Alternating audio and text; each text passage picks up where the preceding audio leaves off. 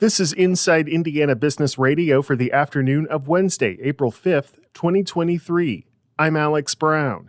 Mishawaka-based Cressy Commercial Real Estate this week announced it has merged with Minot Bemidson, the non-gaming investment arm of the Pokagon Band of Potawatomi.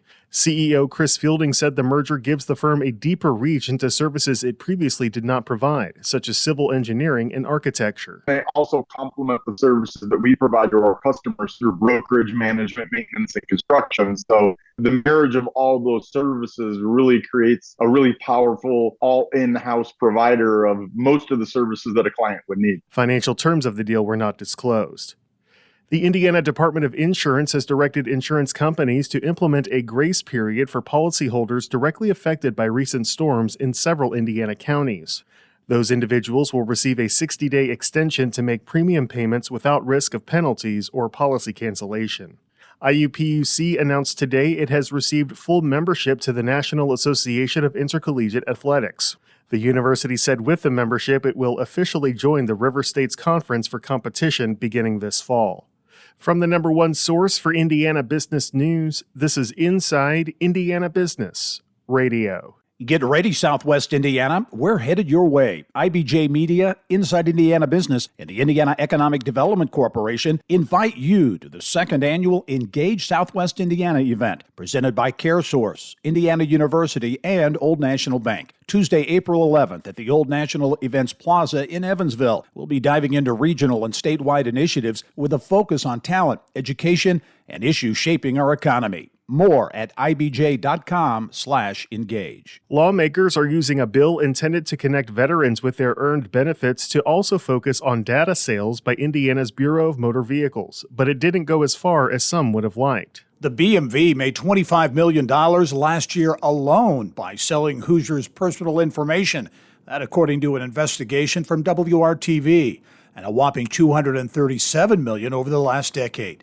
That data includes names, addresses, past addresses, car makes and models, license plate numbers, and more.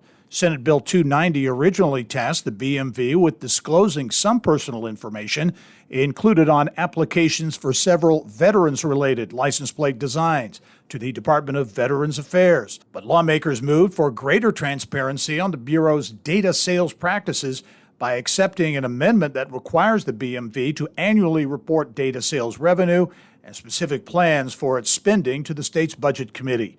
But the Republican-dominated House sidestepped another amendment broadening data protections on technical grounds. The proposal would have blocked the BMV from selling any Hoosiers data to any third parties without consent. Despite the BMV's profits off data sales, its leaders have previously testified that expenses are going up, thanks to a federally mandated transition to more secure identification cards, an expensive operating system update, and paid boosts meant to retain more employees. This is Gary Dick for Inside Indiana Business Radio. The Naval X Midwest Tech Bridge and Naval Surface Warfare Center Crane Division have opened registration for the second annual Propels Initiative. The program seeks potential licensees to commercialize patented technology developed by the Navy. A tech expo will be held April 26 to showcase 4 patented innovations, including IP for drone detection and tracking, a specialized tourniquet to treat hard-to-reach injuries, natural language processing software designed to categorize large amounts of data, and a 3D printing innovation for additive manufacturing. Once the program is complete, participants will have the opportunity to license the technology from the Navy and launch new businesses or product lines. A group of higher education institutions in northern Indiana has secured more than $1.1 million in funding from the state's Regional Economic Acceleration and Development Initiative. The funding will support health sciences programs at Indiana University South Bend, Ivy Tech Community College South Bend Elkhart, St. Mary's College, and Marian University's Ancilla College. The consortium is also using funding to launch the Healthcare Talent Partnership. Led by IU South Bend, the partnership seeks to bring together higher education, K-12 schools, healthcare, and economic development organizations to improve healthcare talent attraction and retention in the region.